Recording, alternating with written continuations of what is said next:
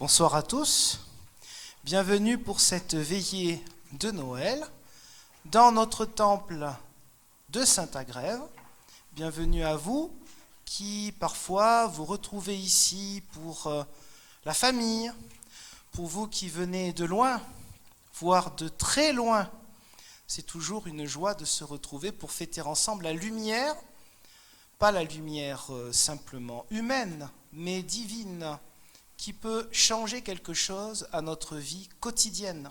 Oui, la lumière de Jésus, Dieu qui vient dans le monde et qui nous invite à changer notre regard, notamment sur ce qui est grand et sur ce qui est petit. Mais chantons un premier cantique en nous levant, Nuit lumineuse.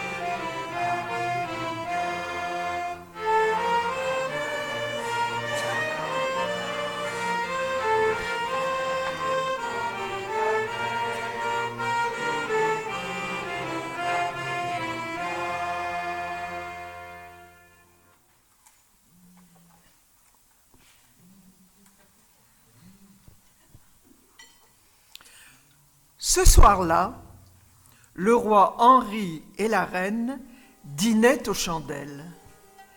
Les ménestrels jouaient un air de mandoline.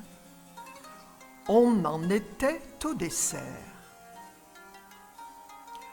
Soudain, la reine dit : « Les fêtes de Noël, sire, approchent. » Je sais. Et je n'oublie pas que nous régnons déjà depuis près de 25 ans. C'est l'occasion de faire plaisir à nos sujets. Des idées, le roi n'en avait pas. Il n'en avait jamais. Et les propositions de la reine ne lui plaisaient guère. Quant au ministre, il se cassait bien la tête, mais ne trouvait rien d'extraordinaire. Fut alors appelé le seul vrai savant de la maison, Maître Merlin. Il était un peu sorcier et débordait d'imagination. Moi, j'ai une solution à vos problèmes, sire. Il montra un joli coffret précieux rempli de pièces d'or et une clé.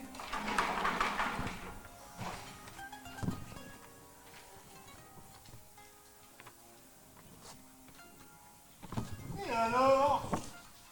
Alors, voilà une clé magique. Elle ne tourne dans la serrure que si celui qui l'a en main pense justement ce qu'il faut penser. Alors, lui seul pourra emporter le coffret et vivre riche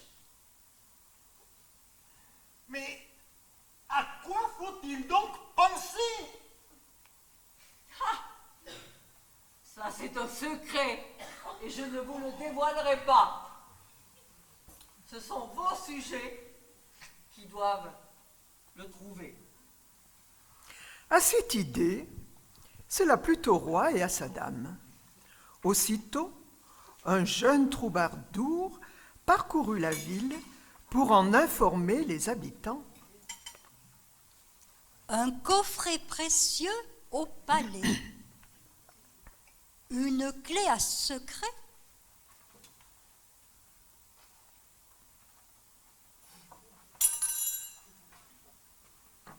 Emporter le contenu pour toujours.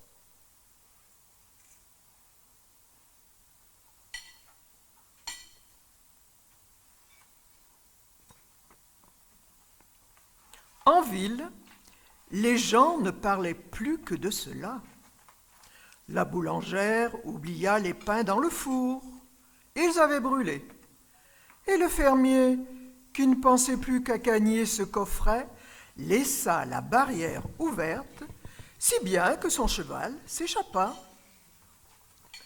La veille de Noël, dès le matin, une longue file de chercheurs de bonheur attendait à la porte du palais. Le roi et la reine les regardaient discrètement d'une petite fenêtre. Ils s'amusaient beaucoup. Un garde surveillait le coffret, pendant que Maître Merlin, caché derrière une tenture, observait le déroulement des faits. À tour de rôle, les habitants de la région essayaient de faire tourner la clé. L'aubergiste: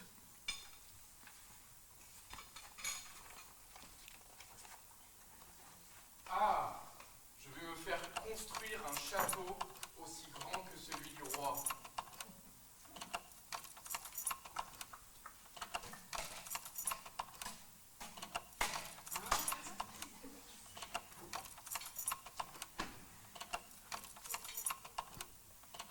La boulangère: Si ce coffre pouvait s'ouvrir, vite la corvée du pain.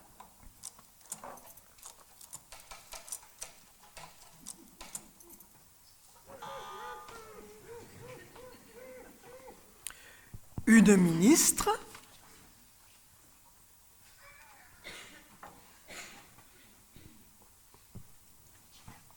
Moi, je vais ouvrir une banque. Je serai riche car je vais placer ce trésor avec de gros intérêts.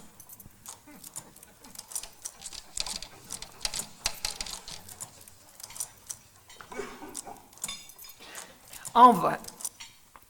Au bout de la matinée, personne n'avait réussi. L'après-midi, pas davantage. Oh, il y avait bien un bandit de grand chemin qui crut voir son heure de gloire arriver quand la clé sembla tourner.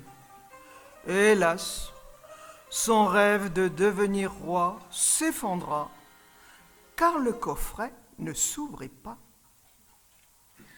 Et le fermier, qui pensait racheter un superbe cheval, fut déçu lui aussi, tout comme le tisserand, qui ne pensait qu'au magnifique brocart d'or qu'il pourrait acquérir avec tout ce trésor.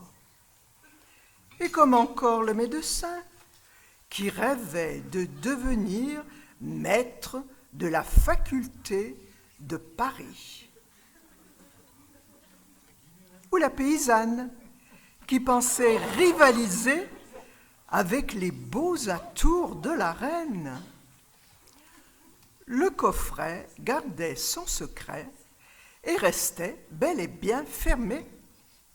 Le roi et la reine commençaient à trouver le temps long.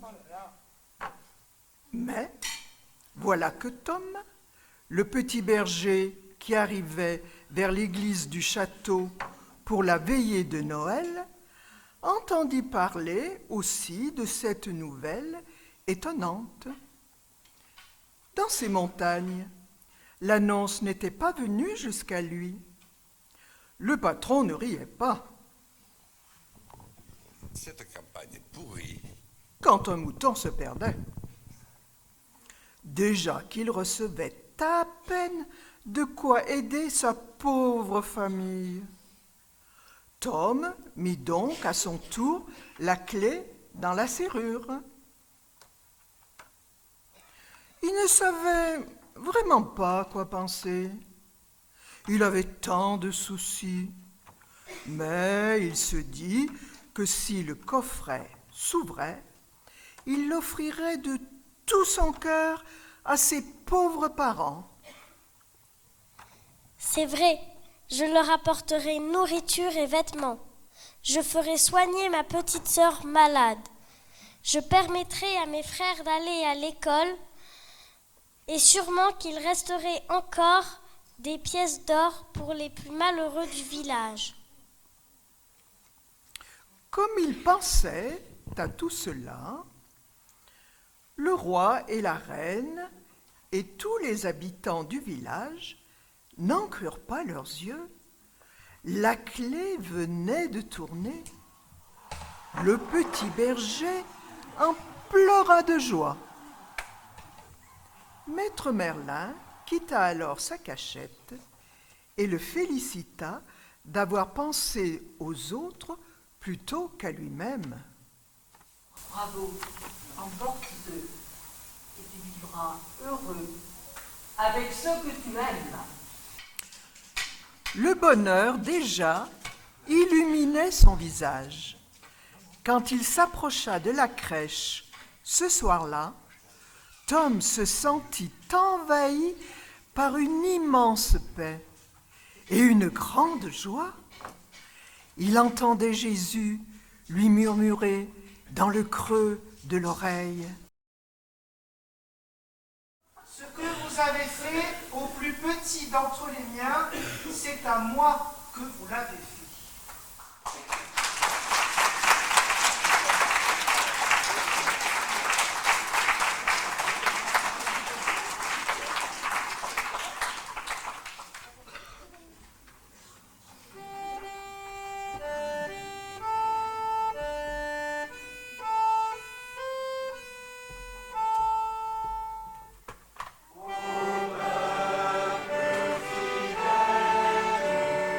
Jésus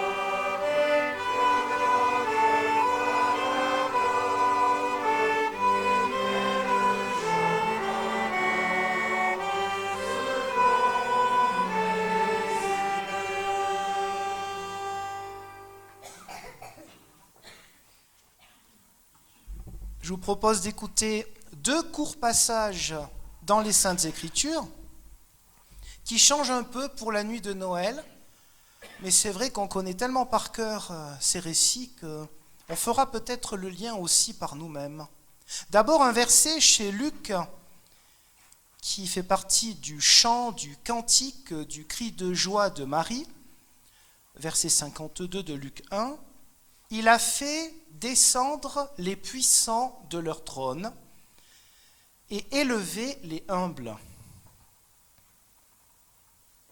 Dans Matthieu, au chapitre 18, les 5 premiers versets, donc quelques années après, c'est Jésus lui-même qui parle, en réponse aux disciples qui viennent lui demander « Qui donc est le plus grand dans le royaume des cieux ?» Il appela un enfant, le plaça au milieu d'eux, et dit « Amen, je vous le dis, si vous ne faites pas demi-tour pour devenir comme les enfants, vous n'entrerez jamais dans le royaume des cieux. C'est pourquoi quiconque se rendra humble comme cet enfant sera le plus grand dans le royaume des cieux. Et quiconque accueille en mon nom un enfant comme celui-ci, m'accueille moi-même. » Et oui, la nuit de Noël, c'est une nuit magique que l'on est heureux de retrouver chaque année, où on nous parle de la naissance de Jésus. Mais le sens le plus important, c'est est-ce que Dieu lui-même est né dans notre vie quotidienne? Comment est-ce que nous regardons les petits et les grands? Alors bien sûr, à l'instant, on a un petit peu rigolé sur le dos du roi et de la reine, dans le sens du conte, hein, pas les vraies personnes, évidemment. Ils nous ont fait rire. Ils étaient bien dans leur élément quand même, hein, ce roi et cette reine. Mais le problème, c'est qu'évidemment, on rit beaucoup moins quand on se pose la question sur nous-mêmes. Et le but de l'évangile, c'est pas de regarder les autres et de dire oui, effectivement, c'est pas génial, hein, ce comportement, peut-être un peu hautain. Et finalement, qui va leur apprendre la meilleure leçon? C'est le petit berger, qui lui va avoir le comportement qui est celui en fait d'un disciple de Jésus le Christ. Il ne va pas penser à s'accaparer pour lui, mais plutôt à donner aux autres. C'est lui qui nous montre l'exemple. C'est pourquoi ces contes sont toujours utiles, pas simplement pour les plus petits, mais en réalité pour tous les âges. Car à tout âge, nous avons besoin de nous poser cette question sur le sens de notre vie et notre action quotidienne, le pourquoi de ce que nous faisons chaque jour. Et donc Noël peut ainsi se transformer d'une tradition à un moteur d'action pour chaque jour. Le Christ lui-même a placé l'humilité au milieu de tout. Les enfants qui à son époque n'étaient pas du tout importants dans la société, ils n'avaient pas de grande valeur pour les grands, pour les importants.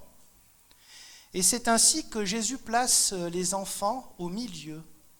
Pourquoi ? Sans doute pour rappeler que les enfants ont besoin de plein de choses, de leurs parents, d'une famille, d'amitié, d'amour, bien sûr de nourriture, etc.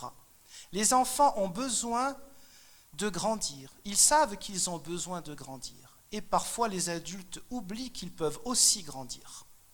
Et là est un problème.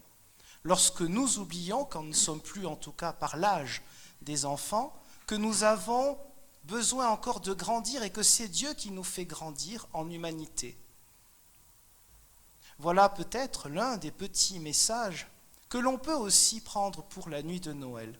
Nous avons dans la tête toujours les mêmes images d'un enfant dans une crèche et puis d'une jeune femme à côté, parfois qui est représentée avec des yeux bleus et des cheveux blonds, ce qui n'est pas du tout très crédible. Hein.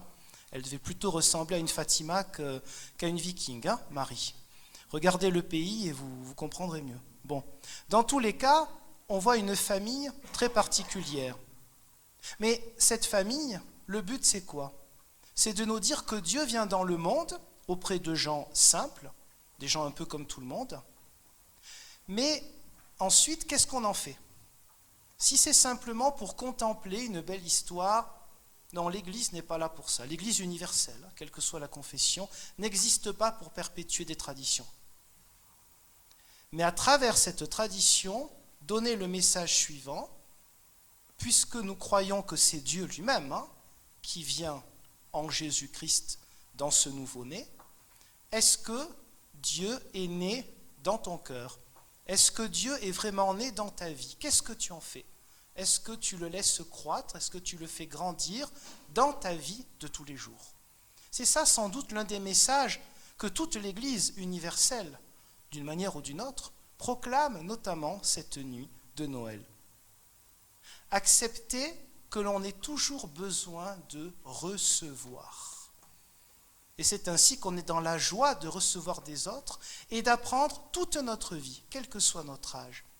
Cela fait partie des trésors que l'on peut écouter, que l'on peut recevoir et non pas s'accaparer, que l'on peut recevoir ce soir et peut-être en faire quelque chose.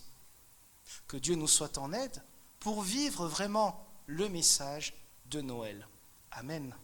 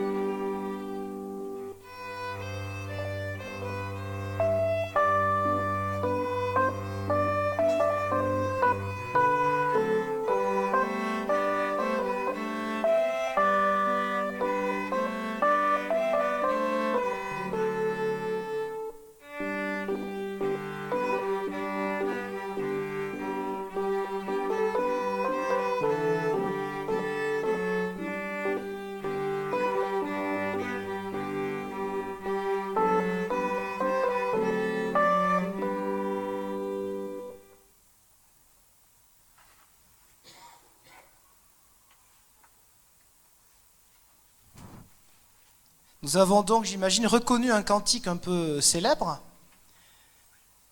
Eh bien, on ne va pas le chanter. Mais c'est pas grave, on le chantera peut-être demain, je ne sais pas. Mais on va en chanter un autre en nous levant. Voici Noël, ô douce nuit. Noël.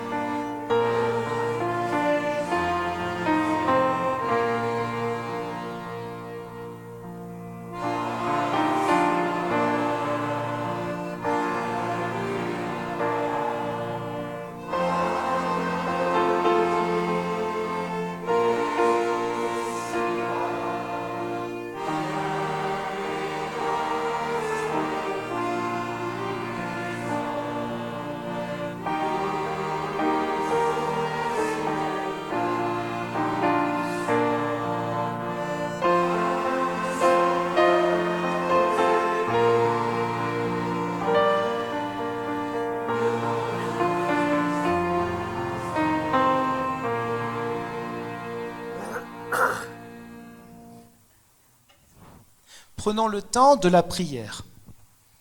Éternel notre Dieu, nous voulons te rendre grâce pour cette nuit de Noël, où nous sommes, la plupart du temps, heureux de nous retrouver en famille, pour de bons moments partagés.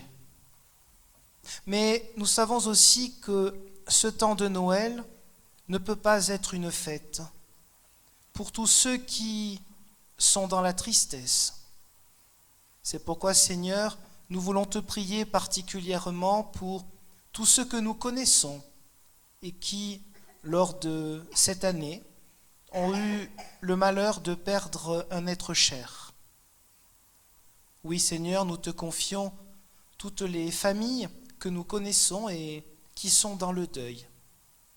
Pour elles, on ne peut pas parler de magie de Noël.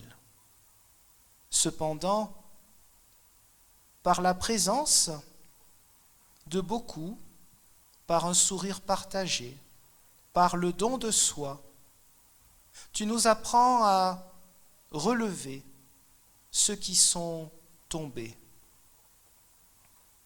Oui, en toi, Seigneur, nous nous souvenons que le Dieu que nous confessons est un Dieu dont la gloire se manifeste par la fragilité, notamment la fragilité de cette naissance.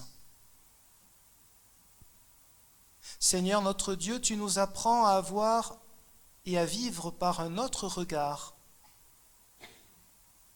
à regarder ce qui est petit comme un signe de ta présence. Tu nous apprends à trouver une autre logique que celle des grandes illusions de notre société,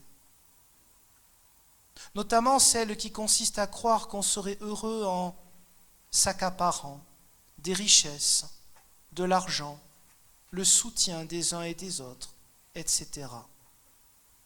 Et pourtant, nous voyons bien qu'il s'agit de faux bonheur et que la joie véritable se trouve chez ceux qui ont envie de recevoir des autres, chez ceux qui ont la soif d'apprendre, de mieux se connaître eux-mêmes, de mieux te connaître.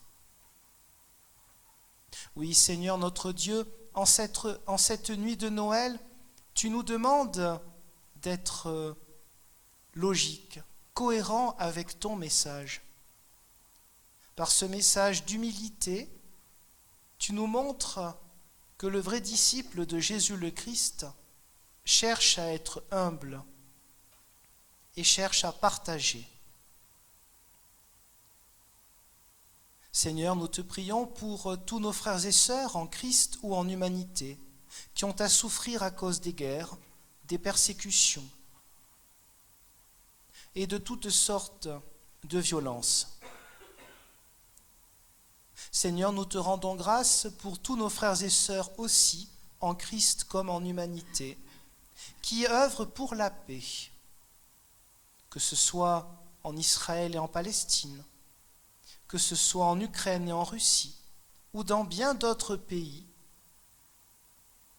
Oui, nous te rendons grâce pour tous ceux qui, discrètement, ceux dont on n'entendra pas vraiment parler dans les grandes chaînes d'information, et qui sont pourtant nombreux. Oui, Seigneur, nous te rendons grâce pour ceux qui œuvrent pour la paix chaque jour. Et pour ceux qui, dans notre pays, établissent des ponts, accueillent ceux qui ont tout perdu et travaillent à la cohésion sociale. Oui, Seigneur, nous te rendons gloire quand ta bonne nouvelle est mise en pratique par ceux qui te connaissent ou par d'autres qui vivent aussi en véritables disciples du Christ sans avoir forcément conscience de l'être. Seigneur, en cette nuit de Noël, nous te prions aussi pour l'unité des chrétiens et la joie de nous retrouver avec des frères et sœurs de confessions différentes. Et enfin, nous pouvons maintenant résumer nos prières par celle que Jésus lui-même nous a laissée, une prière qui nous engage.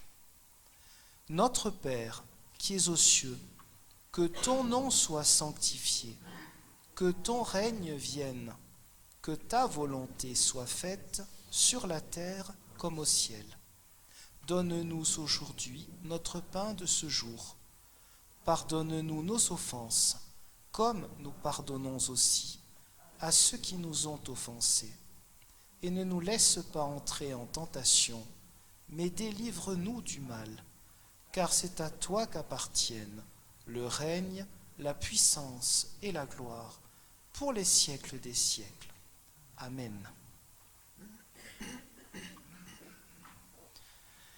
Quelques annonces. Bien sûr, c'est un grand merci à tous ceux qui nous apportent un peu de joie ce soir, à ceux qui nous élèvent liturgiquement dans la louange de Dieu, nos chers musiciens, qui pourtant ont beaucoup de choses à faire et qui sont venus nous accompagner. Un grand merci à vous. Ah oui.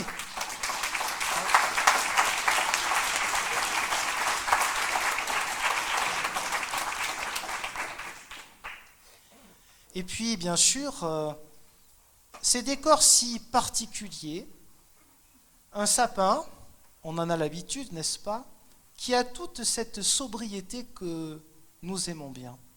Merci aux personnes qui ont fait un sacré boulot. Un jour, il va finir par traverser le temple. Merci à eux. Oui, bravo Jeanne. Bon, en plus, c'est la reine qui nous demande d'applaudir, donc on ne peut pas dire non. Hein. Bien sûr, tous les décors, vous-même tout à l'heure, et particulièrement Noémie, qui a appris par cœur un texte, contrairement aux autres. Bravo Noémie, tu as assuré. Bravo.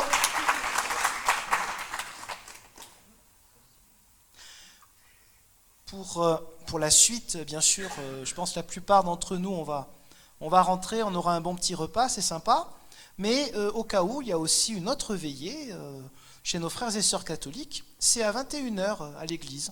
Voilà, c'est aussi un bon moment. N'hésitez pas, si jamais. Demain, ici, le culte du jour de Noël aura lieu à 16h. On aura aussi la Sainte Seine. Donc un moment fort, un culte qui sera un petit peu différent dans la manière de faire, dans la structure. Vous êtes bien sûr tous invités. L'année dernière, c'était 15h. On a dit, ouais, 15h, le repas, c'est pas fini, nanana. Bon, ben là, vous n'avez pas d'excuse, c'est à 16h. Donc, vous pouvez arriver à 15h59, comme moi d'ailleurs. Et donc, il n'y a pas de problème. Voilà.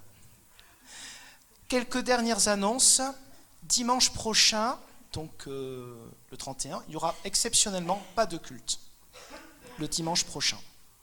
Et les cultes par téléphone, qui sont d'habitude le jeudi et le samedi, et le dimanche, pardon, j'inverse, la semaine prochaine, ce sera le jeudi et le samedi. Voilà, comme c'était le cas pour cette semaine. Voilà. Donc voilà, et puis les autres nouvelles, vous les retrouvez dans le Rencontrons-nous, sur parfois aussi le blog de la paroisse. Vous pouvez trouver aussi parfois des nouvelles sur la chaîne Facebook EPUDF Saint-Agrève. Et on a aussi une chaîne YouTube EPUDF Saint-Agrève où il y a quelques cultes qui sont enregistrés. D'ailleurs, peut-être cette veillée, demain, je verrai si ça a fonctionné. Et pour demain, donc, je dis pas qui, mais un bon anniversaire. Quelqu'un se sentira visé ici. Maintenant, nous allons prendre aussi le moment de l'offrande. Et pendant ce moment de l'offrande, déjà merci pour la musique qui va arriver, mais aussi, vous allez voir défiler quelque chose, vous reconnaîtrez ce que c'est, et si vous voulez en demander, vous demandez aux gens de la paroisse.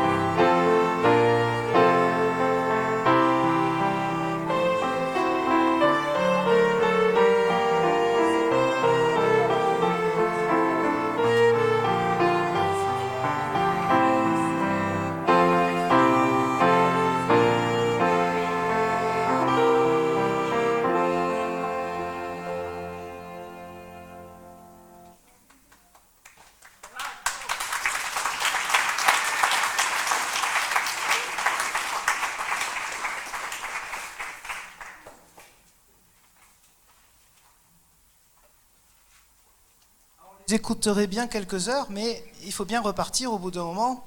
D'ailleurs, on va justement se lever pour recevoir une parole d'envoi et de bénédiction.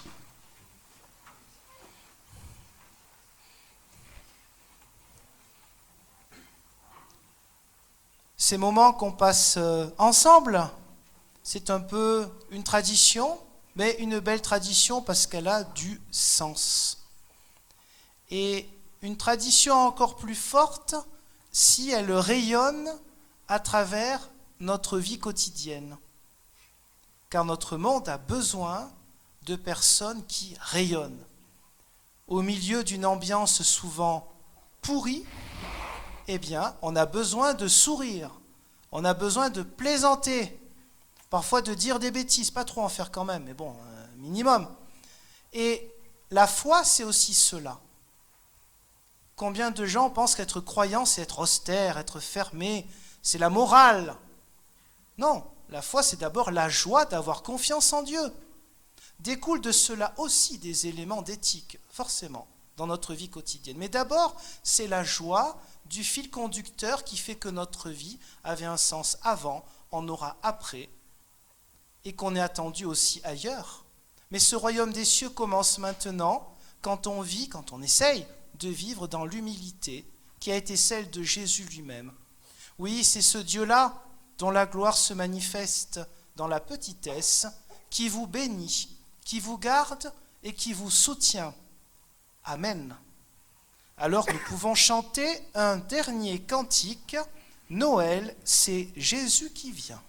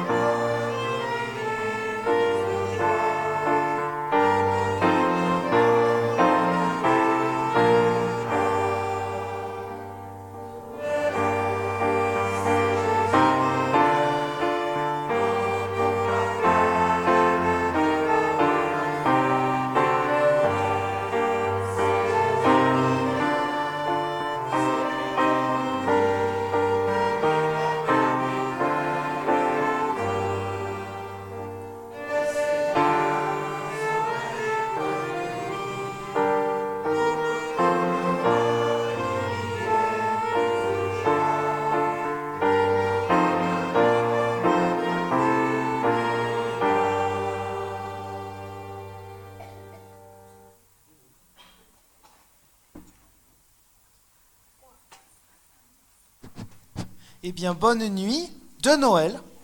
Et à demain pour ceux qui peuvent à 16h ici.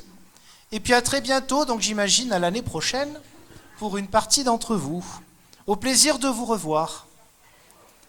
Joyeuse nuit de Noël. Au revoir.